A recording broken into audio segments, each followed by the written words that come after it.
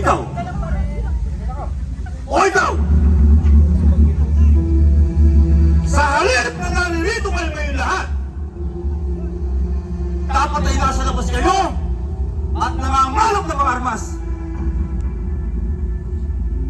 Naghuhukay ng trinchera. Inuturuan ang ating mga kababayan para lumaban.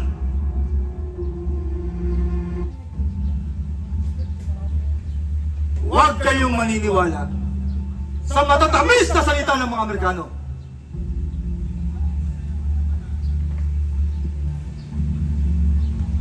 Kung magiging isang bansa man tayo, kailangan natin ng radikal na pagbabago. Mga kapatid, meron tayong mas malaking kaaway kaysa mga Amerikano.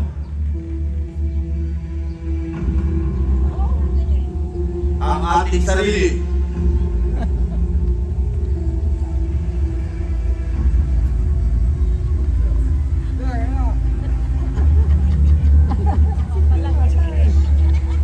Kila kita! Nasali ka sa gobyerno sibil ng mga kasila. At ang mga di mo sa Espanya? Kaya nagkakalit na tabaho doon kayo! Tayo naman. Makikisipin na naman. Sa Pastila na kaaway! Kung meron tayo dito sa Pagkat, ay hindi na natin kailangan pa ng kaaway.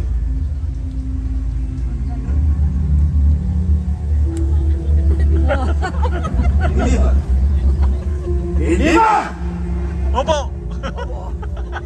At sumasagot ka pa. Bakit daw? Masama? Sa ngalan ng Malayang Republika ng Pilipinas, ipinag-utos ko na dakpin ang traidor na ito. Bakit daw?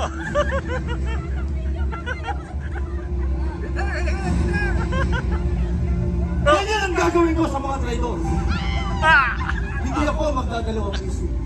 Walang makakangat sa batas. Kahit ang presidente. Negosyo ang kalayahan. Bayan ang sarili, mamili ka.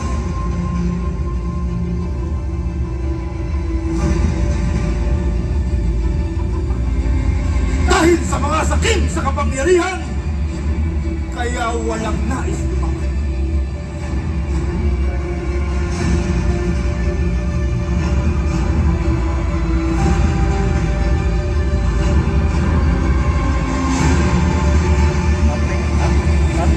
Acting na acting. Opo. The Song of Freedom, la canción de la libertad.